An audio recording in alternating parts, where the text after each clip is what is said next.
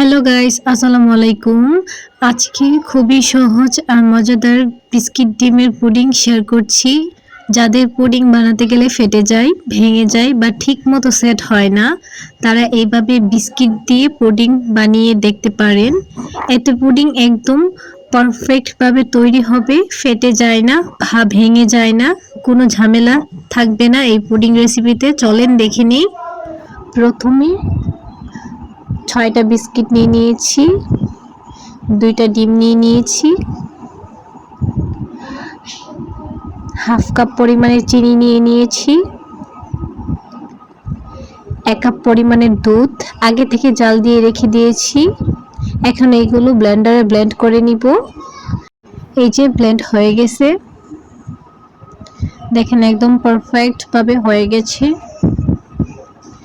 এখন এখানে আমি 2-3 ফোঁটা ভ্যানিলা এসেন্স দিয়ে দিব। এখন যেই পাত্রে পুডিংটা বসাবো ওই পাত্রে চিনি দিয়ে ক্যারামেলটা তৈরি করে ফেলবো। এই যে দেখেন সামান্য একটু পানিও দিয়ে দিয়েছি। এখন এগুলোকে ভালোভাবে নেড়ে চেড়ে জাল করে নিব। এই যে হালকা হালকা কালার চলে আসছে ক্যারামেলের। এই যে এখন এটা চুলাটা অফ করে রেখে দিব। এই যে দেখেন কত সুন্দর কালার আসছে। এখন এইখানে আমি পুডিংটা ঢেলে দিব। এই যে আমি আগে থেকে এটাকে চাটনি দিয়ে ছেঁকে রেখেছি। এই যে দেখেন এইভাবে।